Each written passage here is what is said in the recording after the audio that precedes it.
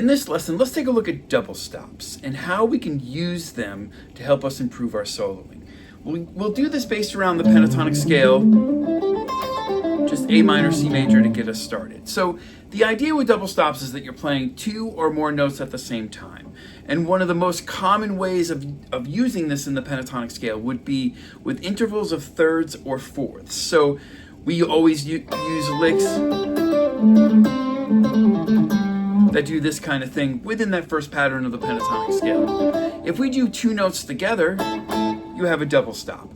So one of the common things you would do here is like,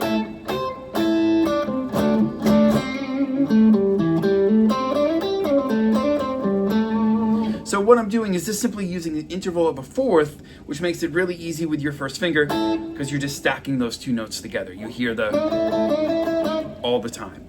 And so that's something that works really well, and this could be done almost anywhere in the scale. So for example, these two notes here, which is a G and a C, an E and an A right there. You could even stack it this way and do a D and a G, this kind of thing.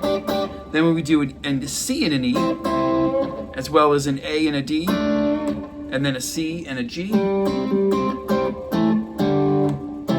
I'd probably do that down here, and this kind of thing.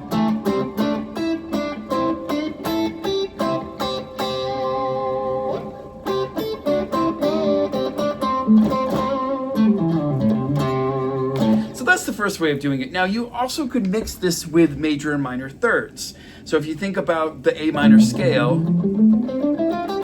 you're going to end up going outside of the pentatonic scale a little bit here to get this, is you would end up with something like, say for example, if we started on C, C and E, or C and E here, and then D and F,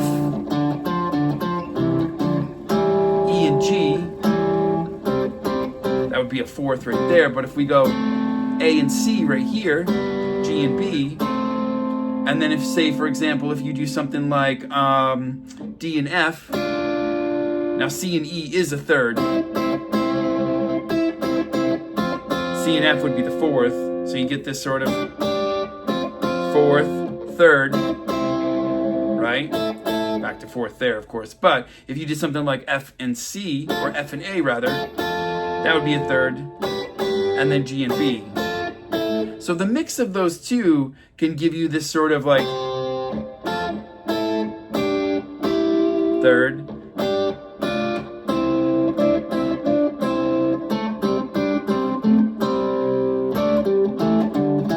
back to fourths, thirds, thirds. And like I said, the mix of the two is really cool and really beautiful, especially if you move it up. You get, we all know that riff. Play it right. So thirds and fourths, that's the place you want to start with this kind of thing.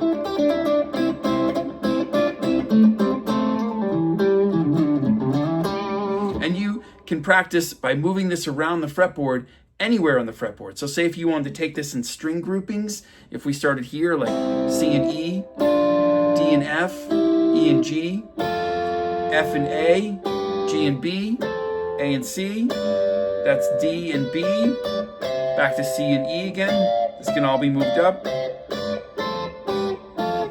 Now this obviously goes outside of just this one pentatonic box, but that's the point. This is how you can move this stuff around the fretboard. Of course, you can do this in fourths. C and F, D and G, E and A. You would have F and B right there. And then you'd have G and C. You get the idea.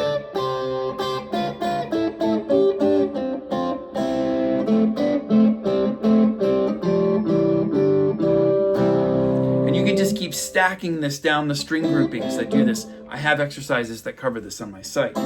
So now, another thing you could start doing is thinking about it in terms of adding extra notes to give you that sort of Hendrix type of sound. So for example, going back to this sort of fourths and thirds.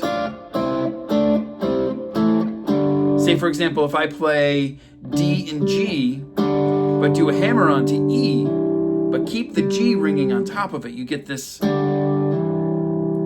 which gives you the D and G ringing together and moves the bottom note up to E, and you can move this all around. Here's C and G with a hammer onto A, which would give you an A minor. Now if you do this here, here's a major third, which is C and E. If you wanted to hammer the F on, hammer the D on, even add the F,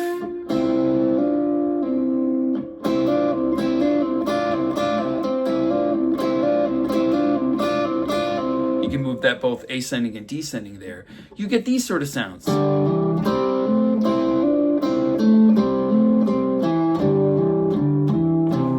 Then end it on the C, or you could even end it on A.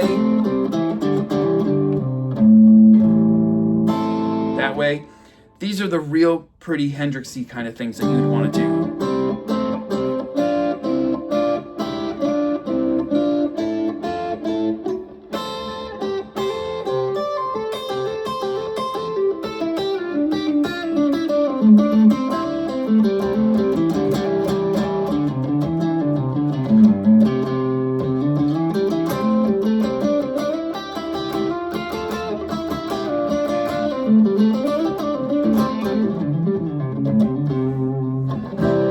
So now another thing, or an added element that you could add onto this would be bending. So bends gives you these sort of two notes ringing at the same time, bending the bottom note up, keeping the top note where it is. And a lot of times you probably want to bend it, release it, and maybe go even further down, like down to C. This is one of the real common ones right here. But this also works all over the neck. So you could do something like, or,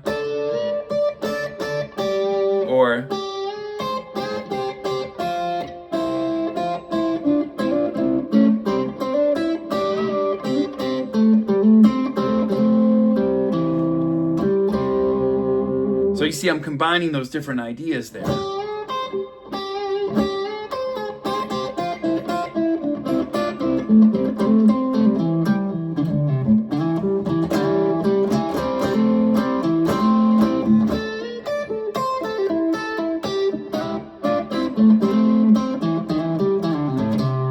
Keeping everything pretty much in C major, A minor here, with a couple of flat 5 things happening. But this sort of bend, hold, release kind of thing is really awesome. Just remember, you bend not both notes in this case, but you just bend the bottom note of the two. And then you probably end up releasing it down to a lower note, which in this case you're bending A and D. You bend the A up to B, so you get this sort of, it's like the top part of a G chord right there. Right? So that's D and B. You release it down to the note G, but I'm holding the D through that whole thing. So it's really outlining a G chord in that case really well. And then if I move it down here, that's bending a G note up to the pitch of A, and then holding the C on top of it.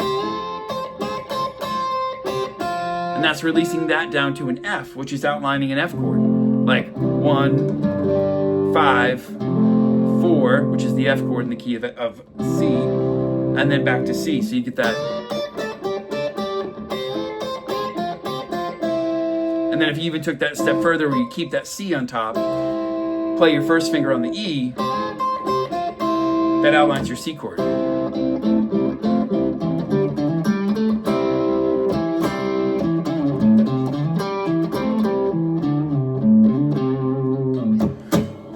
So here's just some starting points and some basic things that you can mess around and work with.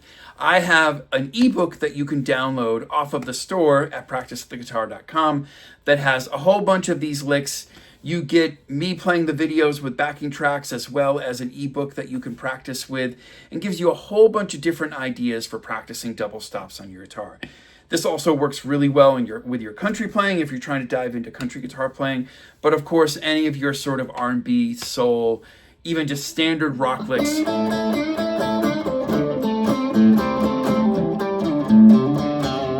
That utilize double stops so well. You turn the distortion up, you dig in a little bit hard, and you get those really awesome minor pentatonic double stop rock licks.